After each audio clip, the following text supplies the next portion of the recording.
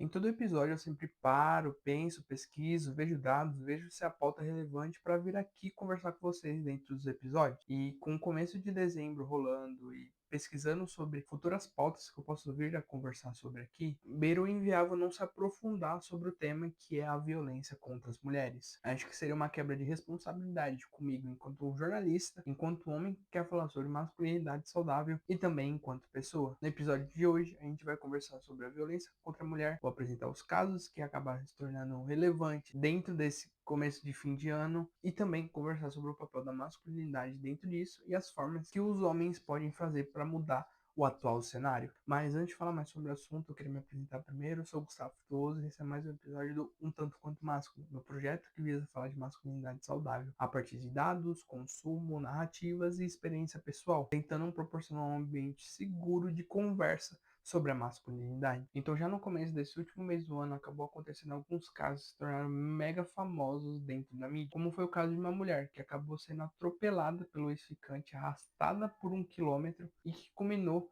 nela ter que amputar as próprias pernas. Além disso, teve outro caso em que um homem acabou dando 6 tiros com 2 armas em uma ex-companheira dele. E ainda teve o caso do Álvaro Campari, que acabou sendo detido por agredir a namorada dele. E esses são alguns dos casos que acabaram tomando notoriedade dentro da mídia, mas eles fazem parte de um conglomerado ainda maior que existe quando a gente para analisar a violência contra as mulheres. Um levantamento divulgado pelo G1 mostra que a cidade de São Paulo acabou atingindo seu maior pico de registros de ocorrência de feminicídios desde 2015,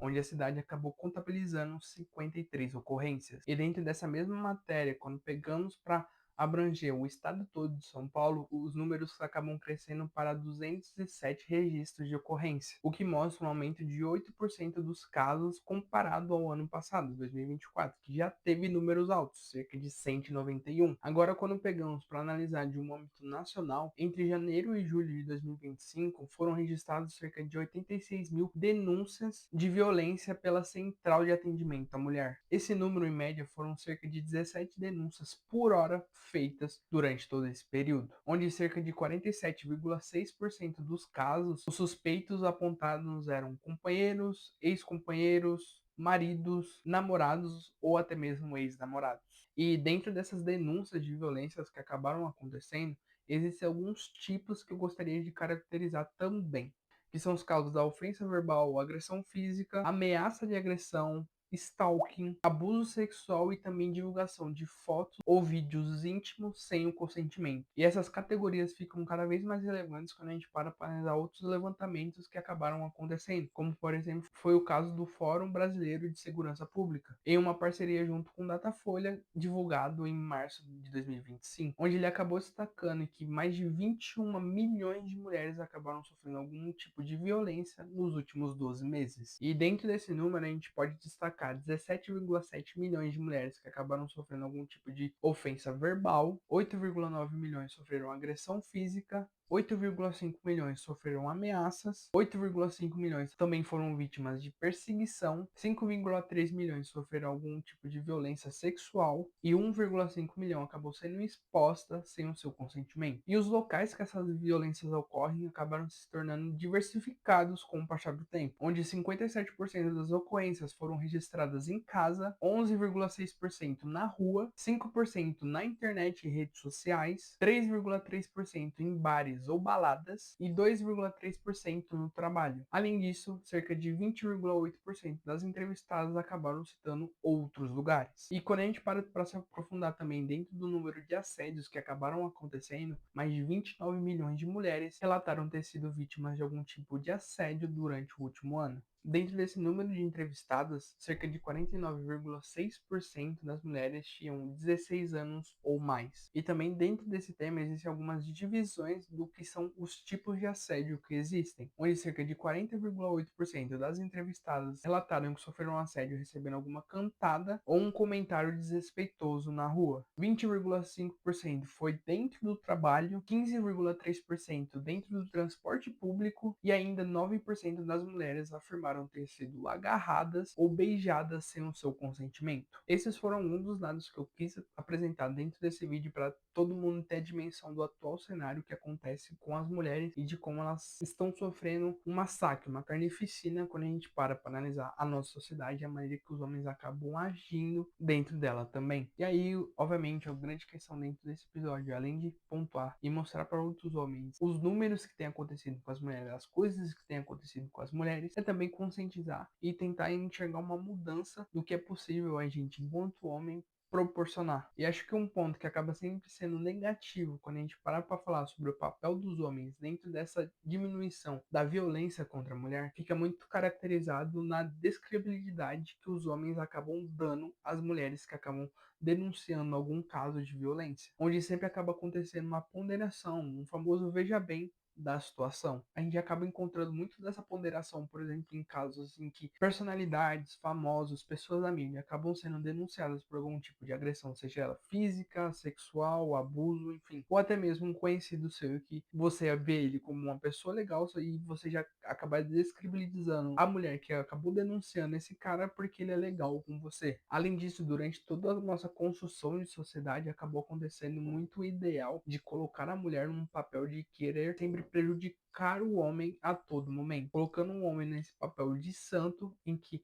a única forma dele ser corrompido é através de uma mulher e dele conseguir sofrer dentro da sociedade a partir da mulher denunciar ele de maneira mentirosa, sendo ela colocada nesse espaço de maluca, ressentida e que só quer prejudicar alguém. Quando paramos para analisar assédio e questões de violência sexual, fica muito evidente essa construção dentro da masculinidade de que o corpo feminino acaba pertencendo ao homem e o desejo dele não pode ser negado. Se ele for negado, ele tem que fazer algo porque essa mulher, essa pessoa não pode negar a ele o que ele deseja. E a partir disso acaba sempre acontecendo inúmeros casos de violência sexual que a gente falou dentro desse vídeo. Além disso, um outro ponto muito perigoso que eu acabo identificando e acabei pesquisando muito mais é uma nova onda que existe, acaba falando hoje em dia tudo é assédio de uma maneira muito negativa e que acaba não corroborando com a ideia de proteger mulheres que só falam não e que elas não têm interesse em ficar com outra pessoa e elas acabam não sendo respeitadas por conta disso. Então, se você acaba sendo essa pessoa que fala que tudo é assédio, você conhece pessoas que acabam corroborando com essa ideia, saiba que muito provavelmente já assediou uma pessoa no momento em que a mulher fala não. Você tem que respeitar isso, não é algo que ela tá fazendo um doce, um charme ou qualquer coisa do tipo. Não. Se ela falou não, é não. E qualquer forma que você tentar abordar ela, tentar ficar com ela, será assédio. O tópico seguinte que eu queria abordar, acho que é um dos mais perigosos quando a gente para analisar o que é a Red Pill e o que é a masculinidade violenta sendo propagada, onde existem pessoas que defendem com unhas e dentes a ideia de que a Lei Maria da Penha é muito negativa e que ela não deveria existir, onde essas pessoas acabam defendendo que os homens acabam sendo punidos de maneira exagerada e muitas vezes injusta dentro dos casos. Enfim, essa pessoa acaba sempre defendendo a ideia de que o homem pode tudo, ele pode violentar, ele pode tentar matar, ele pode tentar agredir outra mulher e que ele não pode ser cobrado ou sofrer as represárias de ter cometido um crime. Ele tem que ficar livre porque ele exerceu um direito de posse perante aquela mulher. Acho que um dos ditados em que a gente cresceu escutando foi que em briga de marido e mulher não se mete a colher. E, bom, você tem que meter a colher se uma discussão entre um casal acabar